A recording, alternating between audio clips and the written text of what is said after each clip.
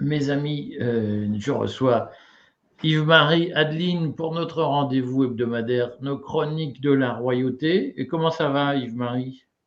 Ça va bien, ça va bien. Il est de meilleure humeur que la semaine dernière. Ah bon? Et aujourd'hui, c'est parce qu'on va parler de la famille d'Orléans, sa préférée. Il se réjouit à l'avance qu'on parle de la famille d'Orléans, puisqu'on consacre un numéro de notre chronique à la monarchie de Juillet. Et donc, Yves-Marie, est-ce que vous pouvez tout de suite nous dire pourquoi la monarchie de Juillet s'appelait la monarchie de Juillet? Elle est issue d'une révolution de 3 jours qu'on a appelé les Trois Glorieuses, 27, 28, 29 juillet 1830. Et donc, assez rapidement, en fait, le roi Charles X a été renversé de son trône. Donc, le Il est roi pas... Charles X avant 1830. Donc, avant ces 1830, il a été renversé à ce moment-là. Et il a souhaité confier, disons, son petit-fils, le fameux comte de Chambord dont on a parlé la semaine dernière, à la lieutenant générale de Louis-Philippe. D'ailleurs, en réalité, il entérinait un acte révolutionnaire déjà accompli par la Chambre, qui avait consisté à nommer Louis-Philippe lieutenant général du royaume, en attendant d'y voir plus clair. Et donc, Charles X, comprenant que son temps était fini, comprenant aussi que celui de son fils n'était pas possible, parce que son fils était réputé être disons, un monarchiste pur jus, voilà, trop conservateur, il a proposé que son petit-fils, le fameux futur Henri V, qui d'ailleurs à ce moment-là était Henri V, tout ça évidemment ne respectait pas tout à fait les formes, bien sûr, monta sur le trône et sous la lieutenance générale de Louis-Philippe. Et puis finalement, la Révolution a devancé aussi bien Charles X que Louis-Philippe, parce qu'elle a d'emblée refusé cette option-là. Elle n'a pas osé réinstaurer une république, elle le fera 18 ans plus tard avec la Deuxième République, mais elle a proposé à Louis-Philippe de fonder une sorte de nouvelle monarchie. Et donc, elle a imposé un certain nombre y compris dans le langage des symboles, un certain nombre de mesures à Louis-Philippe, que Louis-Philippe n'avait pas d'autre choix que d'accepter. Par exemple, le drapeau tricolore, qui est donc une invention de la Révolution pérennisée par l'Empire, et puis l'abandon des fleurs de lys, comment dirais-je, qui représentait beaucoup trop la dynastie, même si Louis-Philippe était un Capétien et un Bourbon. En réalité, il descendait d'Henri IV comme les autres. Mais enfin, disons qu'il était de la branche cadette. Et puis, on a refusé, alors on a adopté, disons, enfin, la politique était la même d'ailleurs, c'est vraiment sur le plan des symboles. D'où d'ailleurs l'importance que le comte de Chambord accordera à ce symbole du drapeau tricolore dont on a déjà parlé la semaine dernière. Mais en réalité, le fonctionnement était quasiment identique. Il y avait une chambre, il y avait la chambre des pairs, toujours nommée par le roi, et puis le suffrage était toujours censitaire, mais il avait été abaissé de 300 à 200 francs par an, donc ça doublait grosso modo le nombre d'électeurs, ce qui ouvrait, disons, le pouvoir à la petite bourgeoisie, enfin à la moyenne bourgeoisie. C'est à peu Alors, près tout ce eh qui a bien, changé. Marie, est-ce que vous pouvez expliquer précisément ce procédé du suffrage censitaire? Parce que certains le connaissent, mais pour Oui. d'autres, c'est une découverte. Ça marchait comment? Alors, en fait, on n'accordait pas le suffrage universel et on considérait que pour pouvoir voter, il faut avoir un minimum d'instruction et que les choses étant ce qu'elles sont, et elles seront toujours comme ça, grosso modo, bon, pour avoir de l'instruction, il faut pouvoir accéder, disons, aux moyens de s'instruire, et pour ça, il faut un certain nombre de moyens pécuniaires. Donc, ceux qui payent des impôts, disons alors à 300 francs du temps de la Restauration, à 200 francs sous la monarchie de Juillet, sont des gens qui sont supposés suffisamment instruits pour se prononcer sur des questions qui engage évidemment la politique de la nation.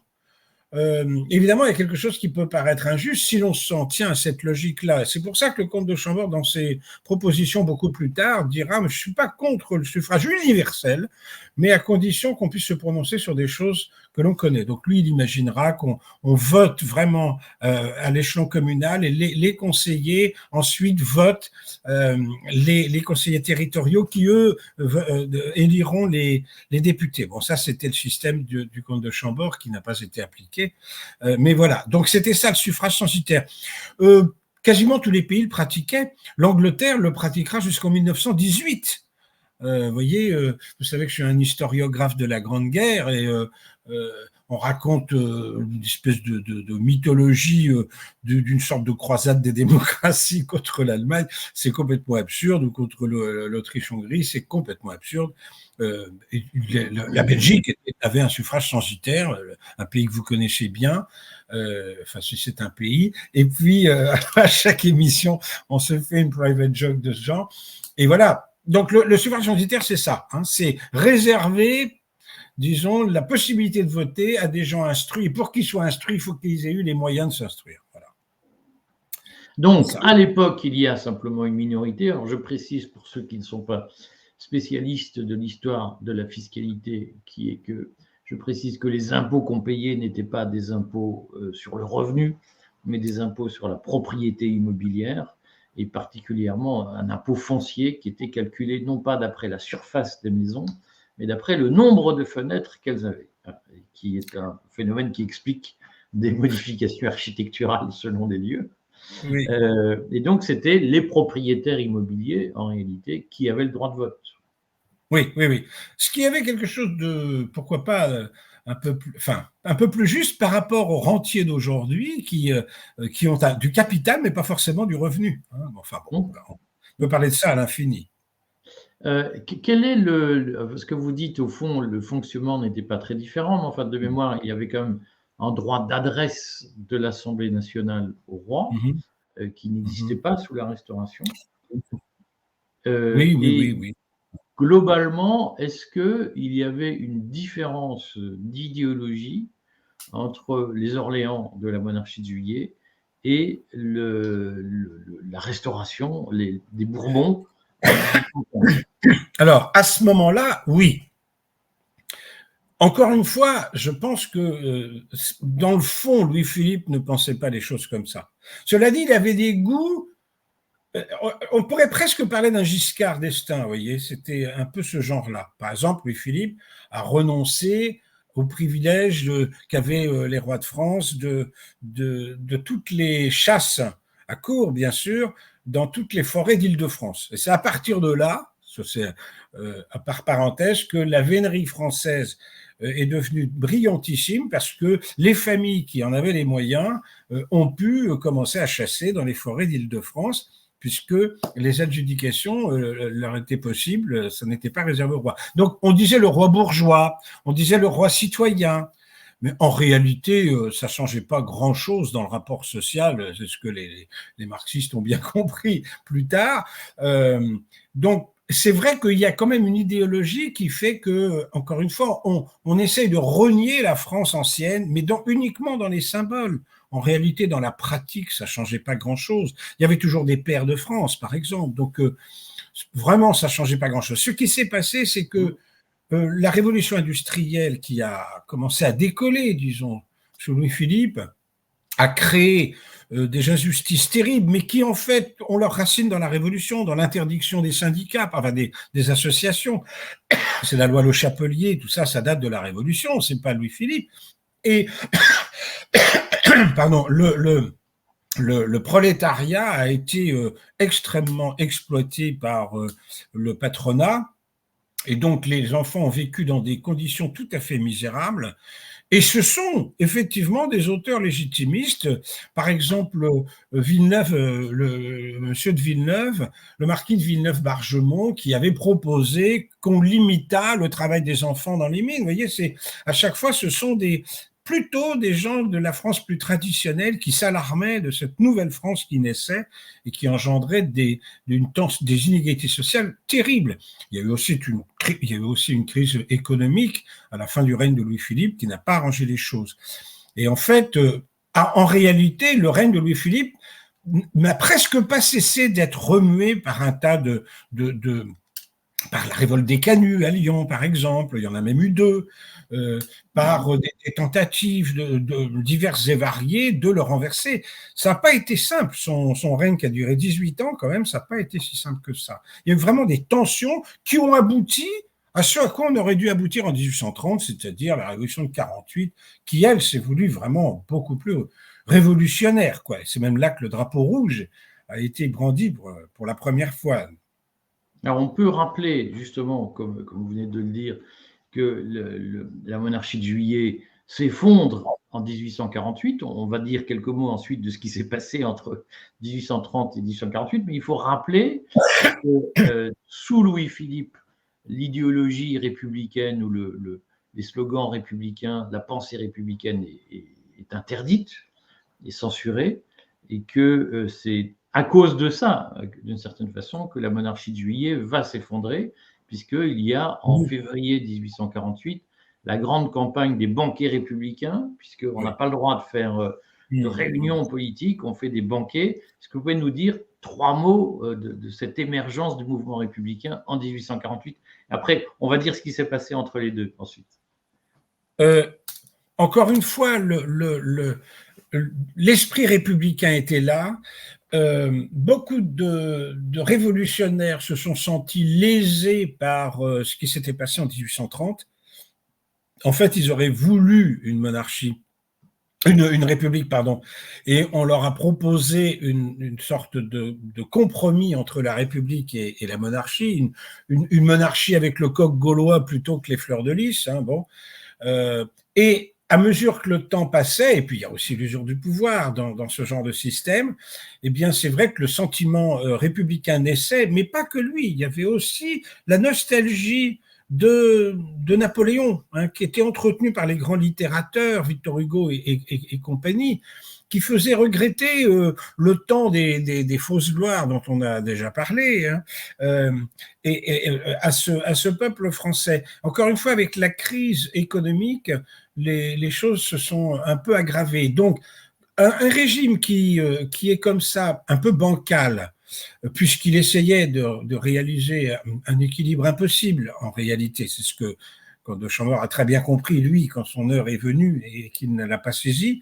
En réalité, il n'a plus d'autre solution que de se raidir, regardez le régime actuel, voilà, et donc d'être de plus en plus répressif pour qu'on ne le remette pas en question. S'il était solide et sûr de lui, il n'agirait pas de cette façon-là. Donc, au bout d'un moment, les républicains, ne pouvant pas se réunir en tant que républicains, ils ont organisé des banquets. Et il y a eu une campagne de banquets. Alors, on a bien le droit, surtout en France, hein, de faire une bonne bouffe, etc. Donc, ça trompait personne. Et pendant ces banquets, bien entendu, des discours subversifs étaient tenus. Et donc, la tension n'a fait qu'augmenter.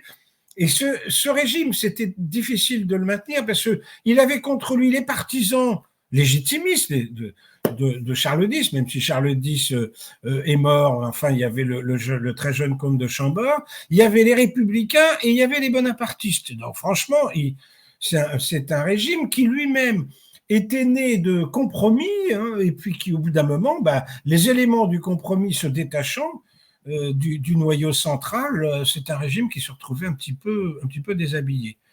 Et donc, la révolution a été très, très dure contre le régime, et même la femme de Louis-Philippe, quand ils ont dû partir, s'exiler en Angleterre, a dit « c'est encore pire que pour Charles X ce qui nous arrive ». Il y a cette phrase qui nous est restée, « c'est encore pire que pour Charles X ». Ça a vraiment été... Historiquement, cela dit, toute la période qui s'écoule de 1830 à 1848, elle a quand même laissé des traces très structurantes dans la France d'aujourd'hui. Vous avez notamment parlé de la révolution industrielle. C'est aussi l'époque où la France, enfin, pour moi, il y a 3 faits majeurs qu'on peut évoquer. Le premier fait, c'est quand même le développement d'un réseau de chemin de fer. C'est-à-dire que c'est à partir de ce moment que la Il commence France à se ouais. va écourter les distances, puisqu'il fallait Oui, en gros 15 jours pour aller de Paris à Bordeaux avant. Et tout à coup, la France va changer sous Louis-Philippe. tout à fait. Et après, il y a l'économique et le social. Moi, j'ai parlé de la misère sociale.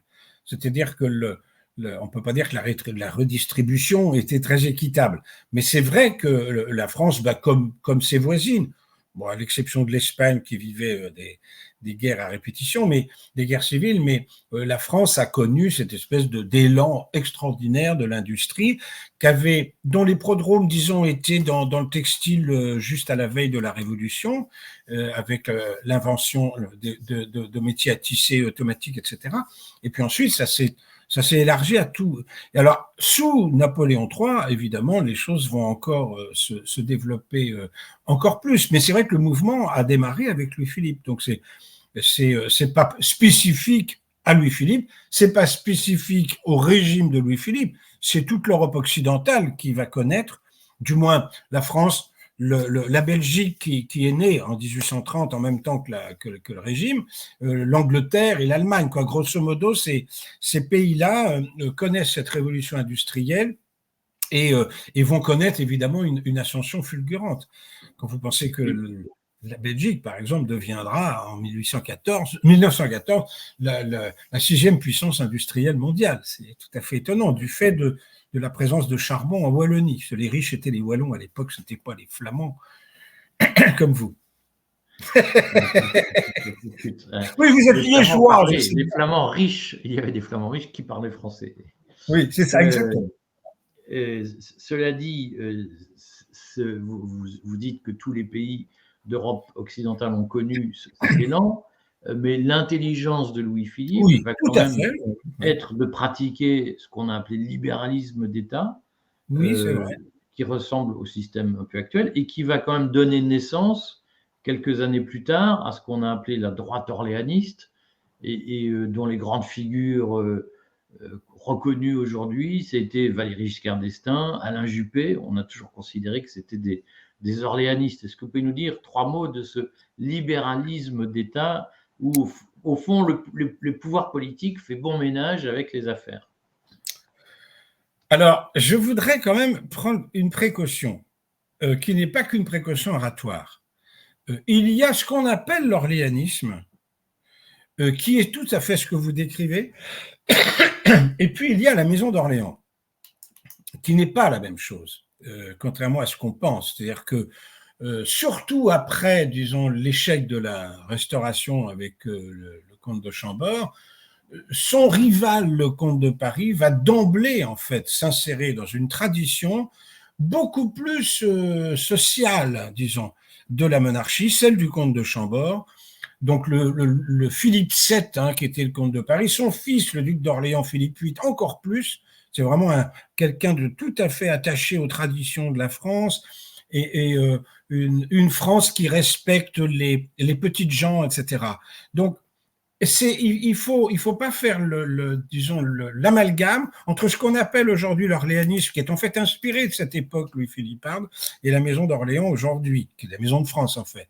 Donc, oui, en effet, il y a une sorte de prise de pouvoir par la bourgeoisie, qui avait déjà commencé, à vrai dire, et les grands intérêts, à la fois industriels et financiers d'ailleurs, qui se sont installés en France, ont été favorisés par Louis-Philippe. D'un autre côté, auprès de qui Louis-Philippe aurait-il pu trouver des soutiens ? Puisque ce n'était pas la France, disons l'élite traditionnelle qui pouvait le soutenir, elle lui reprochait au contraire d'avoir usurpé le trône, etc. Ce n'était pas non plus la bourgeoisie républicaine qui pouvait le soutenir, mais ces grands bourgeois-là qui trouvaient leur intérêt dans ce développement protégé par l'État, en effet, un libéralisme couvert, protégé par l'État, effectivement, c'était les alliés naturels de Louis-Philippe. Donc, on peut comprendre qu'il y a cette espèce de mariage politico-économique, quoi, qui qui est caractéristique de la période de Louis-Philippe. Mais vous avez raison de le souligner, Louis-Philippe fut un grand chef d'État. D'ailleurs, c'est une, j'allais dire, c'est pas du chauvinisme de ma part. La France a eu la chance d'avoir, dans sa longue histoire, la plupart du temps de grands chefs d'État. Aujourd'hui, on n'est plus habitué à ça parce que De Gaulle est parti, et on a effectivement des médiocrités inouïes, mais que l'histoire retiendra, hein, des gens comme Macron, Hollande, etc. L'histoire les retiendra comme des médiocrités inimaginables. Et dans l'histoire de France, on n'a pas eu des chefs d'État comme ça, en général. Et donc, Louis-Philippe a été un grand chef d'État, quel que soit le sentiment qu'on peut éprouver. Et encore, contre son usurpation, je le répète, il a lui-même été un peu le jouet des circonstances. Il a été le moindre mal, en somme.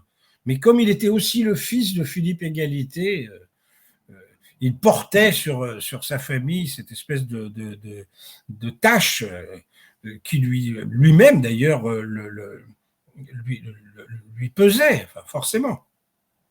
Quand même, dans la postérité, si j'ose dire, de l'ère Louis-Philippard, on va appeler ça comme ça, pour compléter ce que je disais sur la politique économique de Louis-Philippe, il s'est aussi illustré par le fait qu'il a, au fond, creusé, si j'ose dire, le sillon du métier de Premier ministre et qu'il a installé des personnalités, alors notamment le fameux Guizot, auteur de cette phrase que tous les Français connaissent, c'est « Enrichissez-vous par l'épargne ». Qu'est-ce qu'on peut dire de cette pensée politique de l'époque, et notamment de la figure d'un Guizot qui va rester très longtemps au poste équivalent de Premier ministre? Je ne sais pas si c'est...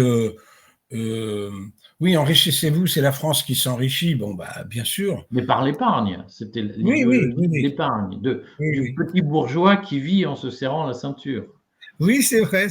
Qui se sacrifie, même dans son habillement d'ailleurs, c'est symbolique. C'est là qu'apparaissent le noir et le blanc, l'habit en noir, alors que sous l'Ancien Régime, on s'habille en couleur. Bon, mais donc cette espèce d'austérité héritière peut-être du Nord, des pays protestants, de la Hollande, enfin tout encore eux.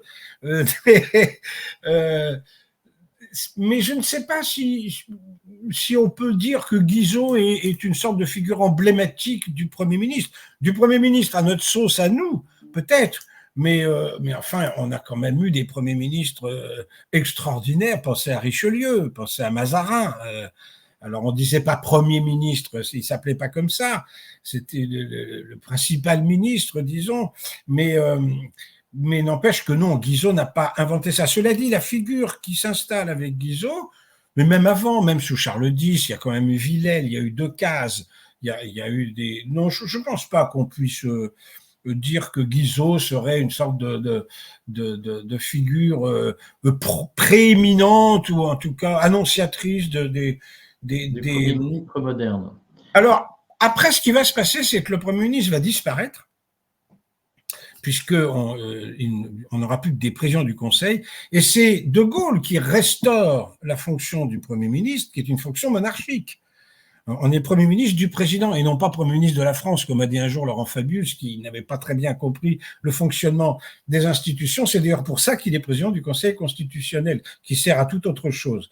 Mais donc lui, De Gaulle avait envisagé de restaurer cette fonction purement monarchique, qui évidemment aujourd'hui est mise à mal, parce qu'avec la réforme, le passage du septennat au quinquennat, le Premier ministre, enfin, il y a deux exécutifs en somme, il y a une tête en trop, donc le Premier ministre, c'est le porte-serviette de Sarkozy, comme Sarkozy d'ailleurs ne s'en cachait pas, il avait parlé de son collaborateur en parlant de François Fillon, son Premier ministre. Donc le Premier ministre a disparu en réalité tel qu'il avait été conçu, c'est encore une fois une figure monarchique.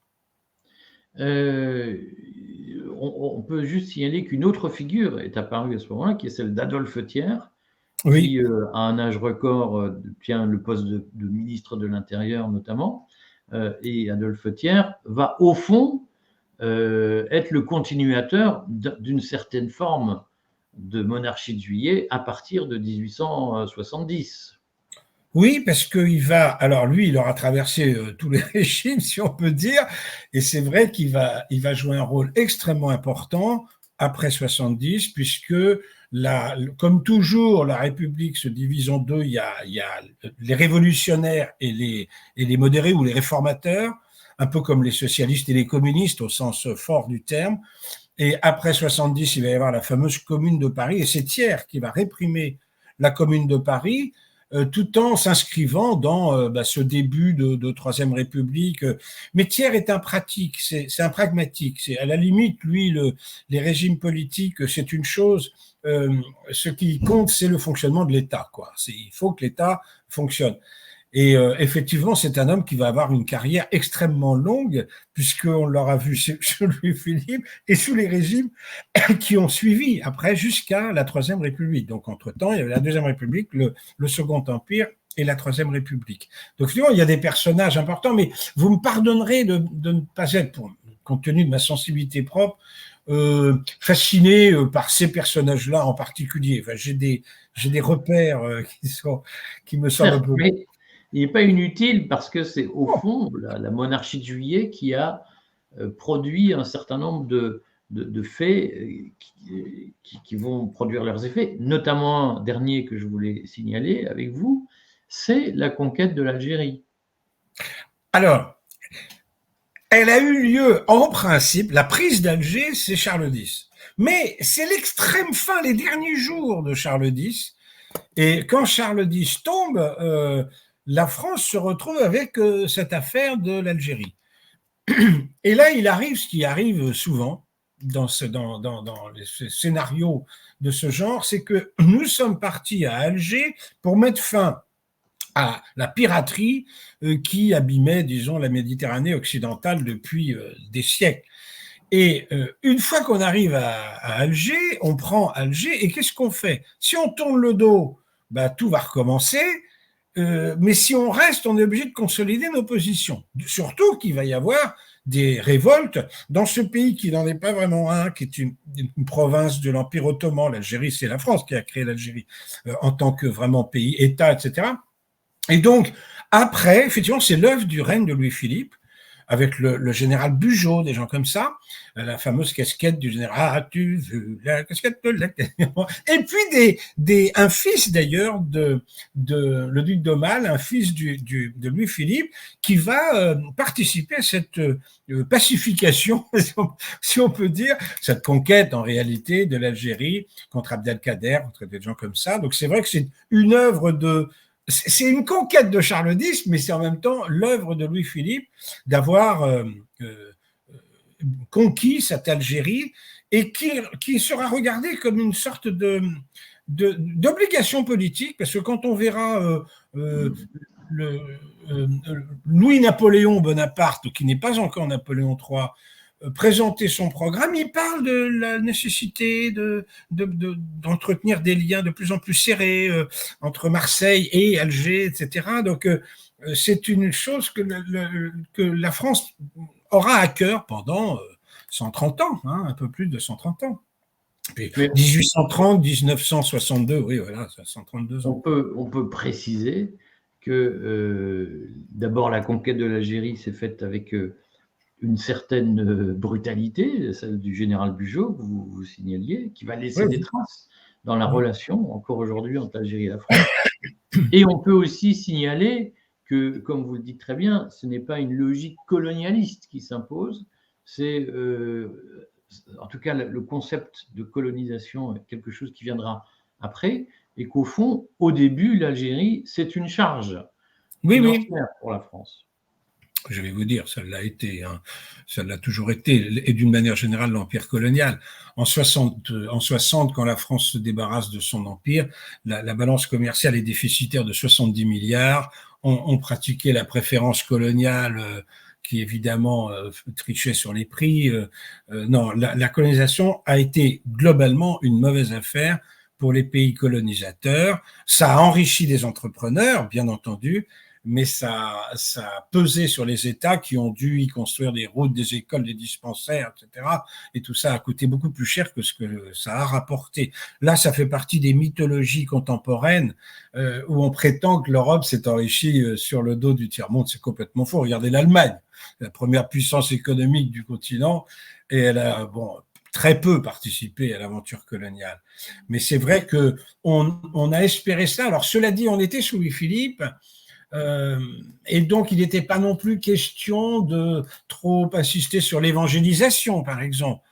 Et on ne se rendait pas compte qu'on connaissait mal les cycles du monde islamique qui sont sinusoïdaux, hein, avec des périodes extrémistes, avec les Almohades, les Almoravides, les Fatimides, des gens comme ça, et des périodes d'assouplissement. Et là, nous étions dans une période en réalité d'assouplissement. Même si plus tard il y aura la révolte sénoussi, tout ça, ça mettra très longtemps en fait avec les frères musulmans, vous voyez, à revenir. Et donc on n'a pas pensé. Et puis en plus il y avait la démographie. Il ne faut pas oublier quand les armées de Louis-Philippe arrivent là-bas, enfin bon, c'est les armées de Charles X, mais enfin disons c'est Louis-Philippe qui assume cette affaire. Il y a des morts, une mortalité énorme dans ce pays-là. C'est-à-dire la France va assainir le pays. Bien entendu, je connais pas de guerre pacifique, donc une guerre est évidemment brutale. Alors il y a des gens qui écriront des livres terribles là-dessus. Je pense à Leco Grand-Maison avec son titre Coloniser, exterminer. Enfin bon. Et puis c'est vrai que les colons viendront surtout, par exemple, quand ils viendront de l'Alsace-Lorraine annexée par l'Allemagne, là, il y a beaucoup de gens qui viendront s'installer en Algérie. Et puis, il y a des populations qui étaient déjà là, notamment les Juifs, qui seront considérés par le FLN comme des étrangers et qui partiront, en fait, en métropole en 62, mais dans un pays qu'ils n'avaient jamais connu depuis des siècles. Enfin, c'était pas le leur du tout, hein. Tous ces chanteurs, tous ces Enrico Macias, qui aujourd'hui s'exprime sur le drame de Gaza d'ailleurs, mais toujours est-il que tous ces gens-là viennent de ce pays, et donc après il y a eu des injustices dans l'Algérie, l'affaire d'accorder la citoyenneté seulement aux Juifs et pas aux musulmans, ça n'a fait qu'évidemment faire naître des rancœurs, hein, que l'on paiera plus tard, bien entendu. Et économiquement, je suis sûr qu'on ait fait une bonne affaire. Pour clore cette évocation d'années dont je vois bien qu'elle ne suscite pas votre sympathie infinie, mais j'ai quand même essayé de souligner qu'elles ont porté la France contemporaine. Oui. Ces années ont porté en germe beaucoup d'éléments de la France contemporaine. Oui. Comment les légitimistes vivent-ils le règne de Louis-Philippe, notamment au cœur des années 1840, où c'est une France bourgeoise, épargnante, j'allais dire un peu étriquée, qui s'installe. Comment les légitimistes réagissent-ils? D'abord, ils sont souvent, eux, plus. Alors, ça ne veut pas dire qu'il n'y a pas d'aristocratie favorable à Louis-Philippe, mais enfin, il y a quand même plus d'aristocrates que de bourgeois. Enfin, vous voyez, il y a des gens plus attachés à une France plus traditionnelle, justement, qui n'est pas industrielle. C'est une élite qui ne se mêle pas de la révolution industrielle. Sous Louis-Philippe. C'est une élite qui possède encore des rentes, des terres considérables, mais des fortunes qui sont restées à cette élite-là. C'est pas une élite qui participe activement, je parle d'une façon générale, bien entendu, qui participe activement à l'essor économique de l'époque de Louis-Philippe. Donc on est chez les légitimistes, les partisans du comte de Chambord, on est nostalgique justement de cette France traditionnelle, de cette France d'Ancien Régime, de la prospérité française reposant sur son agriculture. Hein, le pâturage et labourage sont les deux mamelles de la France, etc. Donc, ce ne sont pas les mêmes. On est très loin d'Achille Foule, de tous ces gens-là. Vous voyez, ce ne sont pas les mêmes familles. Elles se mélangeront peu à peu, mais tardivement. Donc, sous Louis-Philippe, il y a vraiment le roi bourgeois, et puis celui que l'on espère, qui est exilé, donc qui habite en Autriche, à Frosdorf, et qui lui serait le roi traditionnel, celui le successeur de Saint-Louis. Vous voyez, cette France traditionnelle. C'est vrai qu'il y a un décalage qui se met en place à ce moment-là et qui va durer. Ça, c'est vrai. Cette espèce d'inadaptation va durer, à la fois une adaptation économique et politique, mais ça mettra beaucoup de temps, ça, à se voir, avec notamment la Grande Guerre, hein, qui va faire perdre 75% de sa valeur à la rente et qui va commencer à ruiner toutes ces familles-là. Donc, ce sont des familles qui, en général, restent en dehors du système. D'ailleurs, elles le paieront, mais plus tard, beaucoup plus tard, parce qu'elles ne pèseront pas suffisamment lourd pour consolider, pour assurer le retour ou la montée d'Henri V sur son trône. Donc, ce sont des familles qui restent de côté, quoi. Mais c'est vrai qu'en même temps, elles sont très sensibles à cette espèce de monarchie enfin, je ne veux pas dire républicaine, mais vous voyez, trop complaisante à l'égard des signes de la Révolution. Voilà. Donc, non, il y a vraiment une rupture à ce moment-là. Et encore une fois, ça, c'est l'époque de Louis-Philippe. Mais je pense vraiment qu'il ne faut pas faire la confusion entre cette époque-là, qui va durer longtemps, et ce qui va se passer après la mort du comte de Chambord, où étonnamment, en fait, la famille d'Orléans va se chambordiser politiquement. Voilà. C'est un beau néologisme pour conclure cette séance. Est-ce qu'on parle la semaine prochaine de la Restauration, de Louis XVIII et de Charles X pour essayer là aussi d'éclairer ce que beaucoup ont oublié? Oui, parce que les illusions de 1830 sont tout autant des illusions que celles de 1815 en réalité. C'est-à-dire qu'on a cru pouvoir faire marcher ensemble la monarchie et la révolution. Et en fait, ça ne marche pas.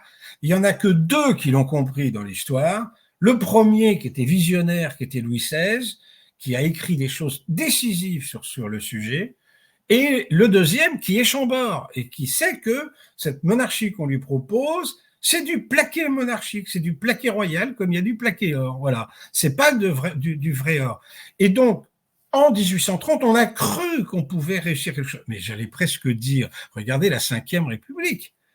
De Gaulle a instauré une monarchie républicaine qui échoue parce que il aurait fallu qu'on lui donnât la pérennité institutionnelle, notamment celle qu'aurait pu assurer le comte de Paris. On revient à cette émission qu'on a eue ensemble. À partir du moment où on laisse on ne peut pas faire ça, car il ne pouvait pas le faire, c'est très clair, hein, je ne l'accuse pas, eh bien, on est retombé au régime des partis, et maintenant, on arrive à Emmanuel Macron. C'est totalement inattendu, quoi. C'est qui aurait pu prévoir, pour quelqu'un comme moi qui est né en 60, qu'on aurait des chefs d'État comme ça?